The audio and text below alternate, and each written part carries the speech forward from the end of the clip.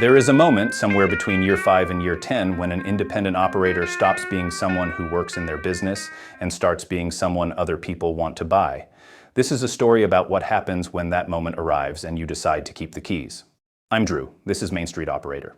Today, the story of a Florida HVAC owner who has spent the last 2 years turning down buyers, and one tool you can install this weekend that gives you back 2 days a month. Dana Spears built her HVAC company in Florida the slow way. She started with one truck, learned the trades from the inside, hired carefully, and built the kind of operation where her techs stay because they want to, not because they have to. Around year 7, the call started. First, it was a regional buyer she had heard of. Then a private equity-backed roll-up she had not. Then more. Strangers showing up at job sites. Letters offering numbers that were higher than she had ever written down on a piece of paper.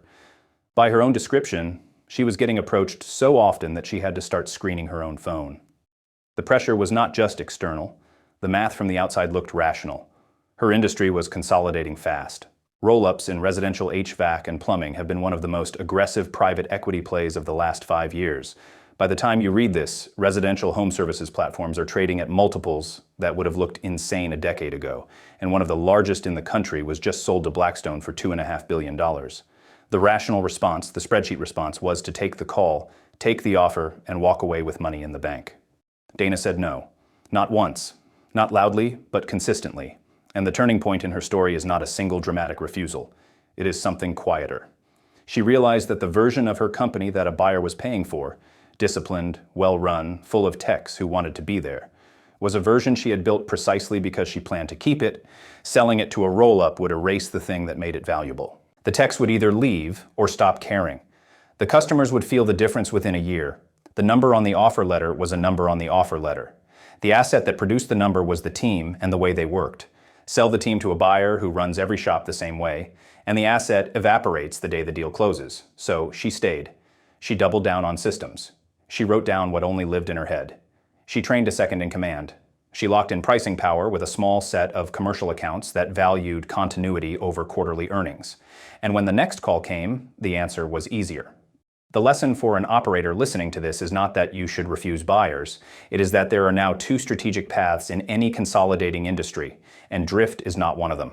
Path 1 is sell, on terms you control, at a number you choose, with clear-eyed acceptance that the thing you built will become something different. Path 2 is stay, and outbuild the version of your company that an investor would assemble out of you and 4 of your competitors. Both paths are hard. Both can be the right choice. What is no longer available is the third path, the one where you keep doing what you have always done and assume the market will leave you alone. Pick your posture this quarter before someone else picks it for you. Now to your tool of the week, Make. Spelled M-A-K-E, formerly known as Integromat. It is a workflow automation platform that connects the apps you already use, your scheduling software, your CRM, your accounting, your email, and runs the boring stuff for you on a schedule. There is a free tier that is genuinely usable for a single small workflow. The first paid tier is $9 a month.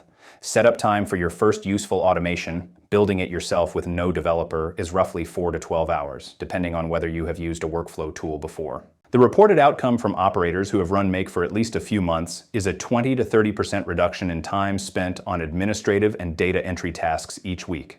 For a typical owner-operator working 60 hours, that is the equivalent of getting back the better part of 2 business days a month. Build one workflow this weekend. Have it move new customer records from your scheduler into your CRM and email a follow-up.